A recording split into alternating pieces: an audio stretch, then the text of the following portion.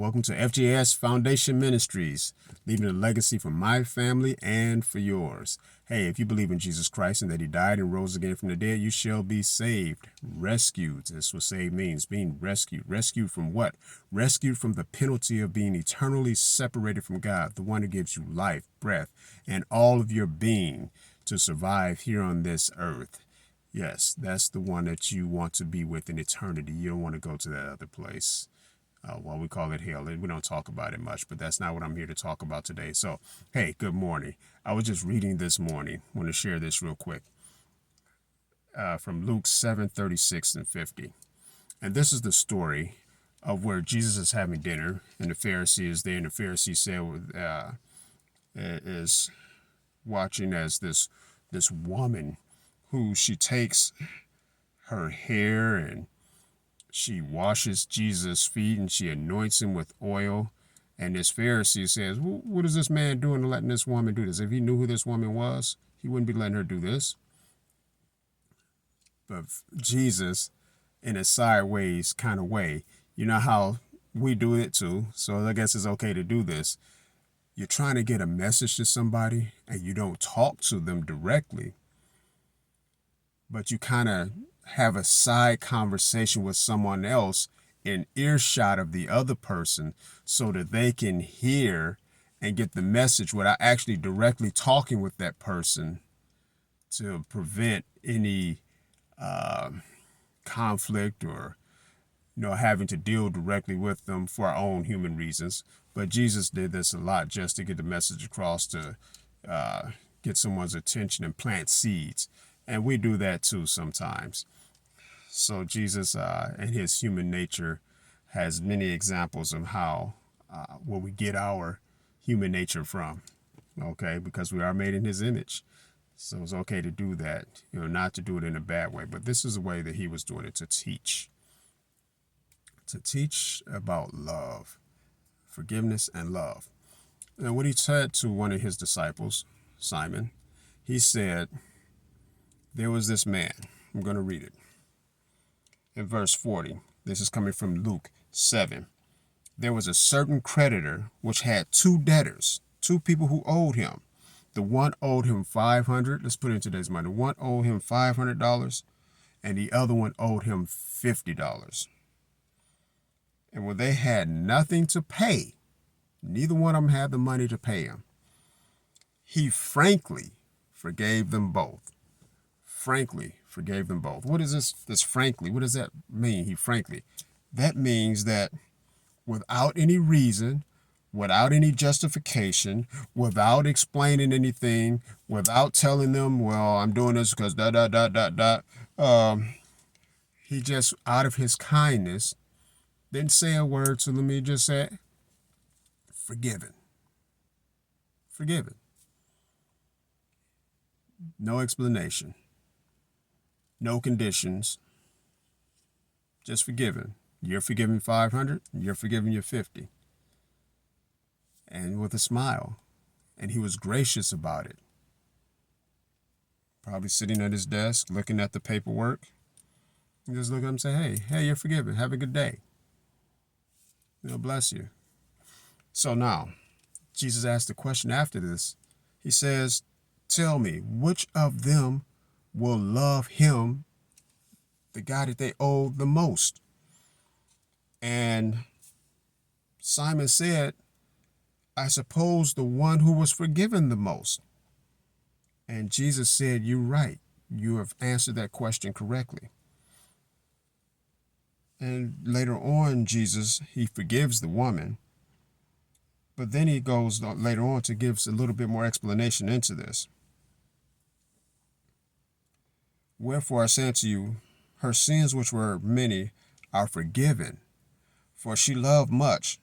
But to whom little is forgiven, the same loves little. And he said unto her, thy sins are forgiven. So what does Jesus say? And he that sat at meat with him began to say with them themselves, who is this that forgives sins also? This is Jesus. He forgives sins. And he told the woman, thy faith has saved thee, go in peace. But I want to go back to this forgiveness and this loving. Wherefore I say unto you, her sins, which are many, are forgiven, for she loved much.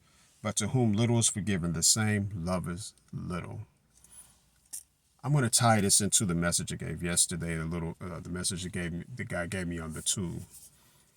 And I'm going to look at this point. To whom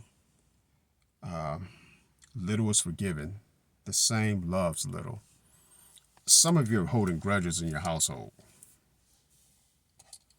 and you're expecting love. You expect and receive love from somebody in your house. It could be your spouse, it could be your children, it could be other family members. You're expecting love, but you haven't forgiven. See, the person who is forgiven will be relieved, and they will love you for forgiving them. They know what they did. They know how bad it was, or how little it was, or how big it was. But it's up to you to just forgive them. Don't give any explanation. Don't say the next time you do this, that, or the other. No, just forgive them. That's it. Forgive them with a smile. Hey, it's up. Hey, I forgive you. Come on, you want to go have something to eat? I forgive you. Hey, let's go to the movie. Hey, I forgive you. Hey, you want to go to the playground? Let's throw the ball around. Let's go get on the swings.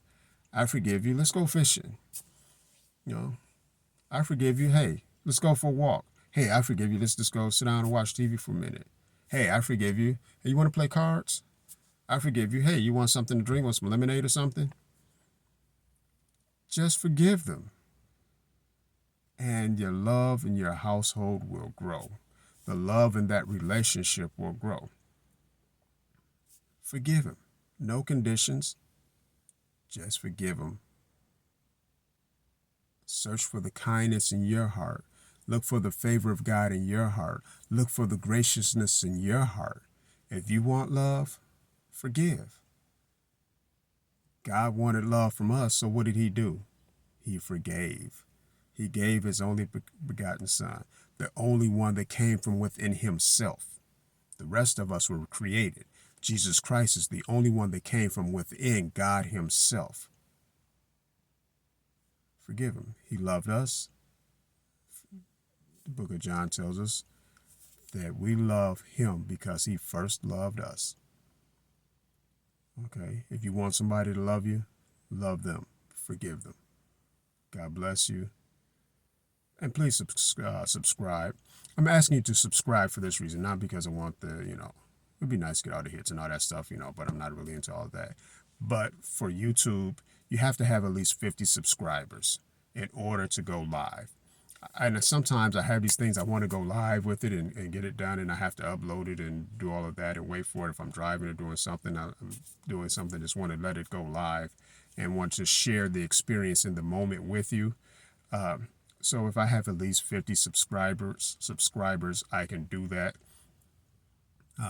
Be good to have 60 because if it drops off a little bit, they'll take that ability away. So having 50 subscribers will help me just to go live and just give you things in the moment, and you can experience the spirit of whatever God is sharing with me in that moment. So I'm just asking you to do it for that reason. But for today, you want to be loved, forgive. You want love in your household, forgive without condition. Just be gracious. Go enjoy life. I love you. God bless you. Have a great Sunday. And it's July 28th already, 2024. God bless you. Enjoy this lovely day. I'm going to do it, even though I'm about to cut some grass. All right. God bless you again. Talk to you later.